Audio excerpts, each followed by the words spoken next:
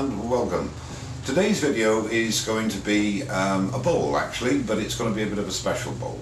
When I visited Martin Saban-Smiths last year, I had the pleasure of meeting his uncle Mark, who owns the garden centre, which is next door to Martin, where Martin lives.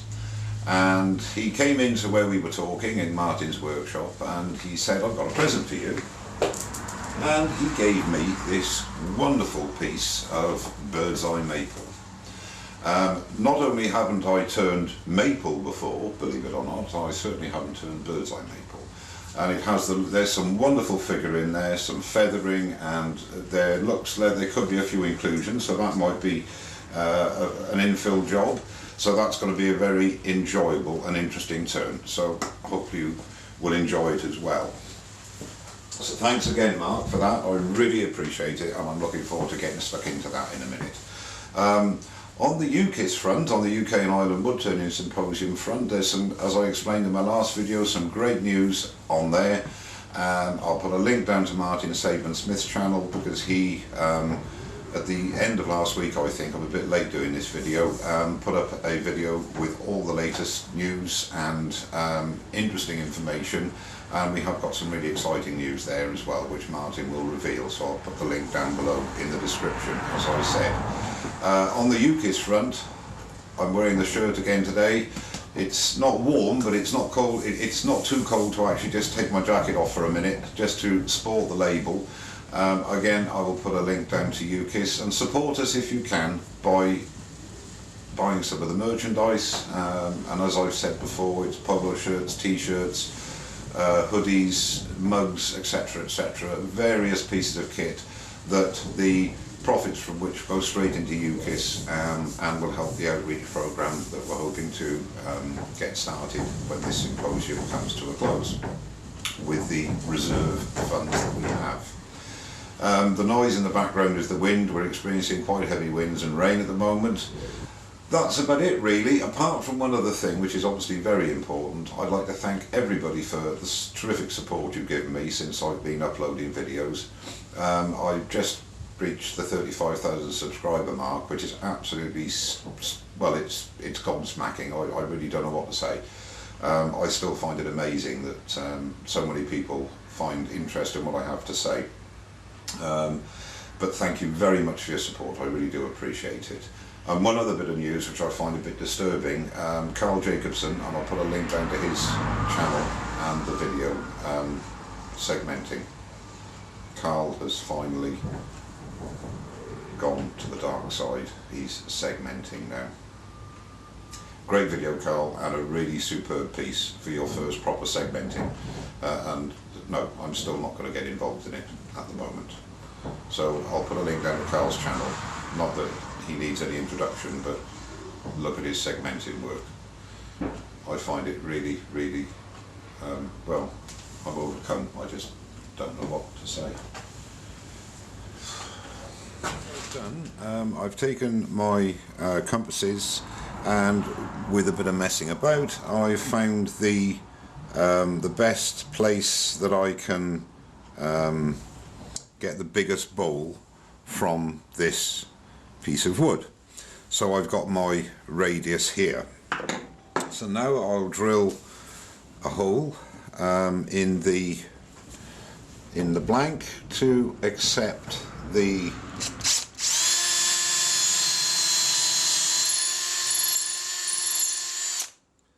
dowel on the circle cutting jig. Now I'm not going to be using a worm screw here, so there'll be a slight difference in preparation because I'm going to be using a face plate.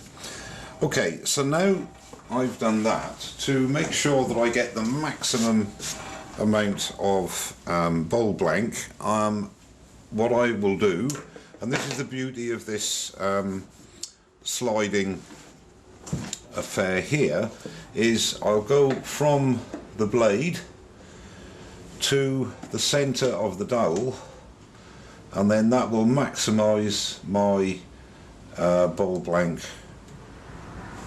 radius, or diameter I should say, not radius, and then just tighten it. It's all locked in place. Turn on the bandsaw. feed the piece in.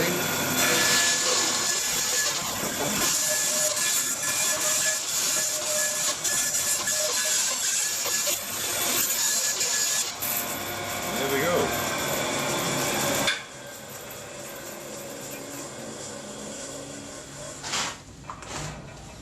And there is our... Now on this occasion I'm not going to be using the worm screw, I'm going to be using a faceplate. Now to be able to centre the faceplate I use this little gizmo I made a while ago, and funny enough Bob from RJB Wood Turning has done a video on it recently, so I'll put a link down to Bob's channel.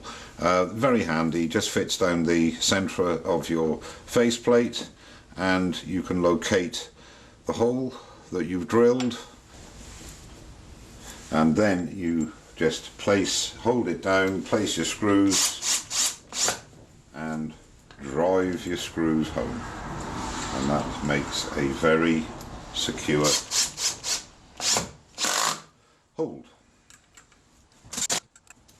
So I'm going to start lightly taking wood away, because there are a couple of chainsaw marks, etc., and establish the shape on the back.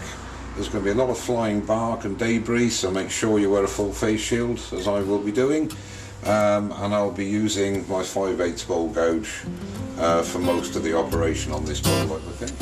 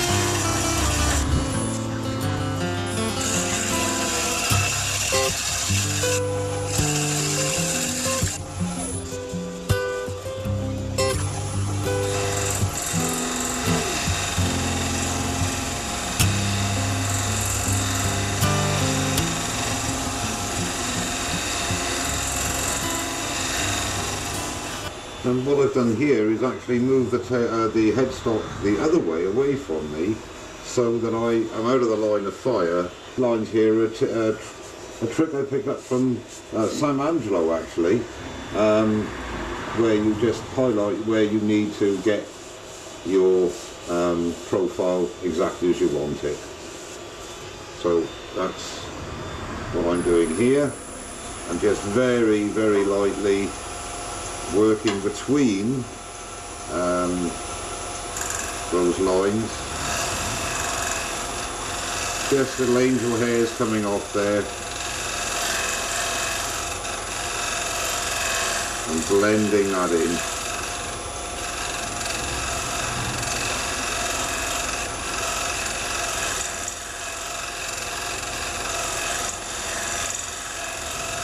Just using the wing of the tool. And that's got a pretty good feel now. I'll sand to 600, and I'm going to be applying Danish oil on this, several coats. I'll obviously just put one coat on to finish the video, and then over a few days as it soaks it in, I'll put 4 or 5, maybe 6 coats of Danish oil on. But absolutely stunning piece of wood. So now I've sanded up to 600 and I'm going to put the first coat of Danish oil on. I wouldn't normally do this slide finish, but I'm just rather excited to see how it comes at. I think you'll agree that is an absolutely gorgeous piece of wood. Thank you so much, Mark. I am really pleased with this. Okay, we'll see you when I turn it round and we take out the middle. So I've got the bowl reversed into my dovetail jaws now, in my chuck, in the recess, in expansion mode. And what I'm going to do now is to just establish the edge of the bowl where it's uniform and face off the front, and then hollow out. I'm not quite sure how thick the walls are going to be. It's not going to be a thin wall bowl, I don't think, at this stage. However, we'll see what's revealed as we go through. I'll be using my 3/8 bowl gouge again for most of this. So we'll carry on with that. Face mask on. And away we go. Turning at just about 850 revs.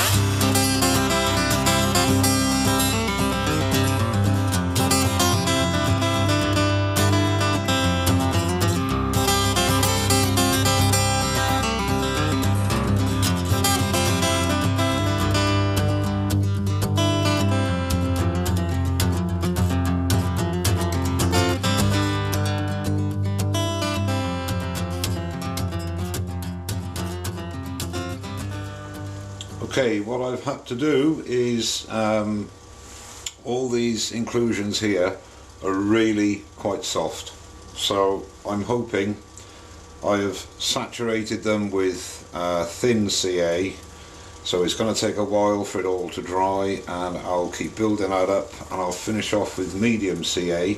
I want to try and keep these inclusions in. I mean, if they fly out, they fly out, and there's nothing we can do about it. But I want to try and keep them in, so just keeping you updated what I'm doing.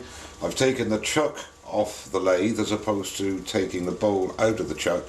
That way I won't have any problems reseating it properly, and because I think that's quite important. So I'll come back when I feel that it's ready to start turning again. Well, back again a bit before I'd expected to. I'm going to have to do this at a two-parter, I'm afraid. I don't like doing that very much, but in this instance I'm going to have to succumb to it. The inclusions are much worse and softer than I'd anticipated on the inside of the bowl, and I'm having to stabilise them quite considerably. I'm reluctant to put a coloured infill in the inclusions because I want to try and retain the natural look of the bowl. This is what I'm hoping to achieve. In fact, doing a coloured infill would be a lot easier and possibly a bit quicker. However, I'm going to stick with what I want to do. So this is going to be the end of part one, and as soon as I'm able to remount and finish off the bowl, part two will be uploaded as well. So I hope you stick with me. Thanks very much for watching. Don't forget to subscribe, and I'll see you very soon. Cheers now.